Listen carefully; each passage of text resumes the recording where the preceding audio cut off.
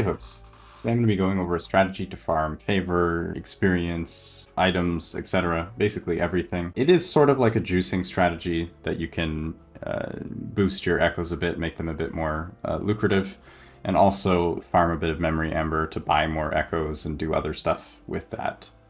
This is also a really good way to level up your Weaver faction if you haven't already got the max rank of that. So if that's something that you're interested in, this will be the video for you. As always, if you do like this sort of thing, please consider leaving a like on the video, and yeah, I'll keep doing it. Let's jump into it.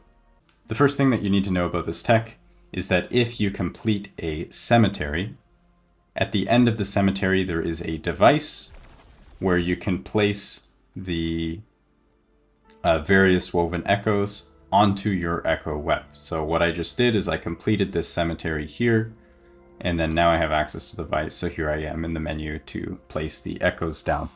Now there's a lot of echoes that are very useful, but the ones I'm talking to here is for a general farm strategy. So the way this tech works is that there's 3 echoes that you care about. The first one is the echo of reweaving. So you would put these down basically anywhere that's connected to echoes that you've completed. So I have one right here, Cemetery of Reweaving, and then doing these allows you to place more echoes down whenever you're done running your echoes. So it's always important to have some of these somewhere on your timeline. It doesn't need to be connected to the nodes that you're juicing. It's probably preferable that they aren't. But yeah, as long as you have the Cemetery of Reweaving, or any cemetery that you can go into and complete, get to this end device and place more echoes down, then you're basically good to go. The next echo that you care about is Lostwood Folly. So this one buffs all nearby echoes. So there's like a little radius, just adjacent echoes. Gives them a bunch of extra enemies. They drop a bunch of amber, they drop Weaver stuff. Basically, it's just juicing the surrounding echoes. So what you want to do is you want to combine this with the False Temple, which adds echoes onto the web as well. You surround the Folly with the False Temples, then you run the Folly, which boosts the False Temples, and then these you just run, and they have a bunch of shrines and all that stuff, so they're just generally very lucrative to run. So the way that you want to place these nodes in your web, maybe there's a better layout, I don't know, but what I found works pretty well is you would do, like say you have your connected node here, you would do something like this, where you place down the Folly, and then you can see here, this is the radius. So if we want to, say for example, continue out this way in a line, we would place a False Temple here,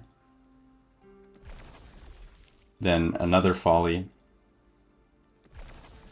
and then a False Temple here, and then another Folly, and so on. So something like this. Keep in mind there is an end to the web. You can't go on forever, so you'll want to branch out or reset eventually once you've used up all your space.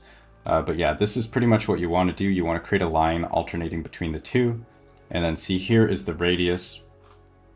So the first node won't be boosted that you're doing to travel to the Folly, but all the nodes afterwards will. So you'll put a node here. So this you will run after you do the Folly. So you Folly and then you run this. You'll put another one here. And then you can see we still have the radius. So here, here.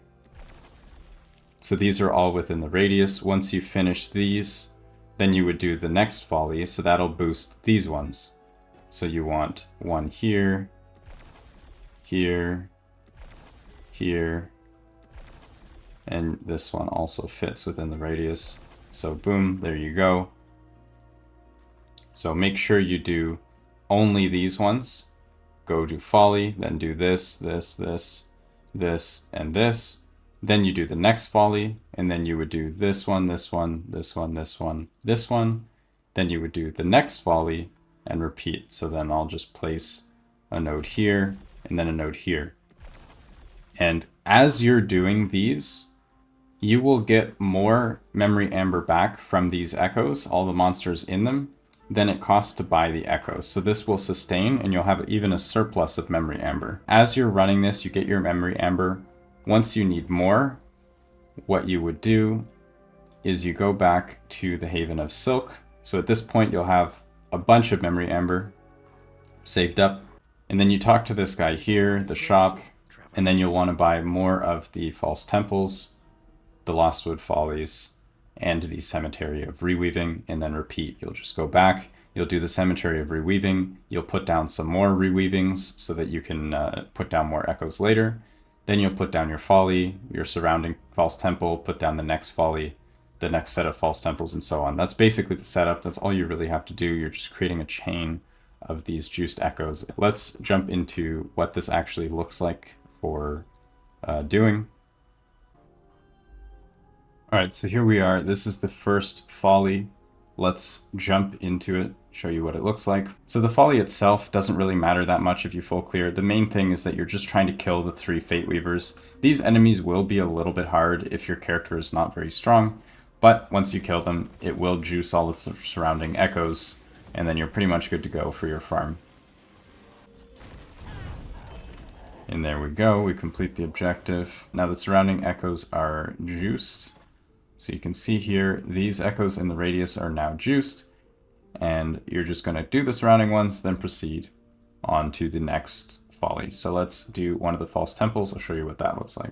So the main thing that makes the False Temple a really good candidate here is it's not a terrible layout. You can easily circle around the outside, then go do the center, and then leave and go to the next one. It also has a bunch of shrines, which make your farming very easy. So the shrines are going to have a bunch of like speed boosts and stat boosts and stuff like that. So you can see we already have a haste shrine. The density is really good when it's juiced up. A bunch of these enemies are Weaver. So you can see we are already getting a bunch of memory amber. Let's actually, so we're at 1560. Let's see where we end up. There we are, that is the end of the map. You can see we got quite a bit of memory amber out of that. And for reference, the Echo itself is, I believe, 750 memory amber, so we have a huge surplus from each one. You're definitely going to be sustaining, no problem. And the Folly was 1,000 gold, so overall, it's going to be very easy to sustain the memory amber. You're going to have a surplus. The memory amber earning is going to help you rank up your Weaver, going to get you the points for your Weaver tree. And yeah, that's pretty much it. Anyway, as always, I will catch you guys in the next one. Peace.